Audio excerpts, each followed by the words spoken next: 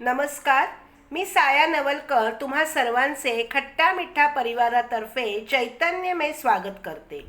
आज आम्ही तुमच्यासमोर पिठोरी मातृदिन यावरचा व्हिडिओ सादर करणार आहोत. हा लेख सौ गीता आंबवणे यांनी लिहिला आहे आणि पिठोरीची पूजा करणारे आहे सौ मेघना राणे. या दोघींची मी मनस्वी आभारी आहे. या पिठोरीच्या पूजेचे महत्त्व तुम्हापर्यंत पोहोचवण्याचा माझा हा छोटासा प्रयत्न तुम्हाला नक्की आवडेल. तो तुम्ही लाईक करा, शेअर करा आणि तुमचे कॉमेंट्स आम्हाला नक्की कळवा. आणि आमचे हे चॅनल नक्की सबस्क्राईब करा, म्हणजे आमचे हे पुढील व्हिडिओज तुम्ही पाहू शकाल. धन्यवाद. पिठोरी मातृदिन.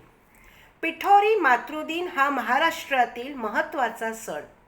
याच दिवशी श्रावण महिना संपतो. पूर्ण श्रावण हा संस्काराचा, अध्यात्माचा, गौरवाचा, आनंदाचा असा भरगच्च म्हणजे पिठोरी अमावस्येला समाप्त होतो. अमावस्या असली तरी त्या दिवशी मातृदिन कसा साजरा केला जातो याचं उत्तर असं आहे की पिठोरीची पूजा व तिचे कथेशी जुळलेले नाते म्हणजे आई आणि मुलं यांचे अजोड नाते. हे नाते पूजेच्या रूपात साजरे केले जाते. ही पूजा अशा अनेक तऱ्हेने रीतीने महाराष्ट्रात करतात, पण भावना एकच, आई मुलांचे नाते. ती कथा बदलत नाही. पिठोरीचे हे व्रत फार कडक असते.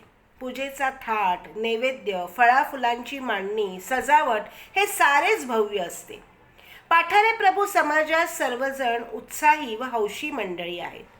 पूर्वी सर्वच घराण्यात ही पूजा करीत, पण आता ते प्रमाण फार कमी झाले.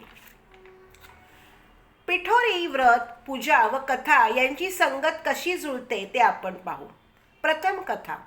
आटपाट नगर होते. तेथे एका ब्राह्मणाच्या सुनेला 6 अपत्ये झाली, पण ती अमावस्येच्या दिवशीच मरण पावली.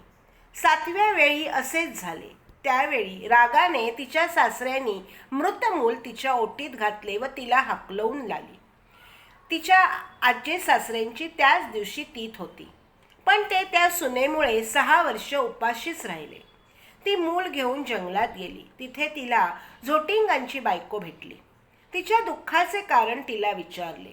ती म्हणाली, तू निराश होऊ नकोस, अशीच पुढे जा. तिथे एक शंकराची पिंड दिसेल, बेलाचे झाड दिसेल, तेथे तू बसून राहा.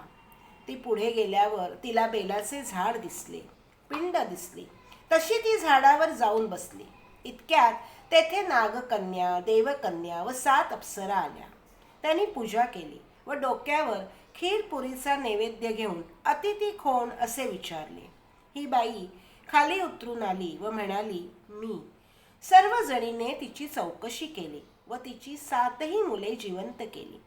तिला त्यांनी सांगितले की अपत्याच्या सुखाकरिता अपत्य होत नसेल तर त्या स्त्रीकरिता हे व्रत फलदायी होते. तरी हे व्रत मृत्यू लोकात तू करायला सांग. ती 64 योगिनींची पूजा आहे. पाठारे प्रभू समाजात ही पूजा थाटात करतात. हे चित्र भिंतीवर किंवा चौरंगावर शेंदूर किंवा गंधाने काढतात.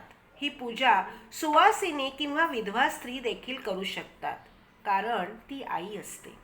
7 पिठोऱ्या, 7 मुले, एक गरोदर स्त्री, एक कावडवाला, पिठोऱ्यांच्या डोक्यावर वाण, शंकराचे देऊळ, झाड, विहीर, पूजेची सर्व भांडी याप्रमाणे हल्ली हे चित्र काढतात व त्याची फ्रेम करतात. घरातील मोठी व्यक्ती हे चित्र काढतात आणि पूजाही करतात. निर्जळी उपवास म्हणजे पाण्याचा एक थेंब घ्यायचा नसतो.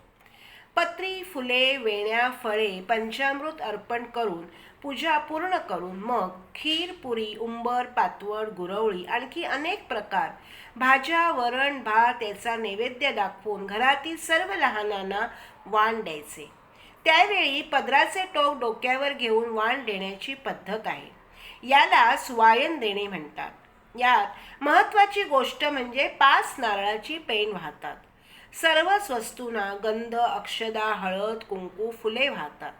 सर्वच शास्त्रशुद्ध असते, त्यामुळे मन प्रसन्न होते. श्रावणातील सर्वच सण नात्यांची गुंफण घालून साजरे केले जातात. या सणांच्या साजरीकरणातून जर कुटुंबात प्रेम, जिव्हाळा, आत्मीयता, आपलेपणा, नातेसंबंध जोडले गेले तरच मी म्हणेन खरोखर पिठोरी व्रतांची सांगता झाली.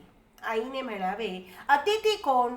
मी तुझाच, मी तुझीच म्हणणारे अपत्य पाठीशी उभे राहावे. सतत सदैव हेच हवे असते मातेला. सरते शेवटी मला माझ्या आईची आठवण या दिवशी नेहमीच येते.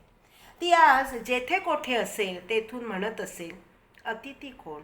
पाठून मी म्हणेन, मी. अतिथी कोण? बेबी. अतिथी कोण? तुझीच आणि केवळ तुझीच साया. धन्यवाद.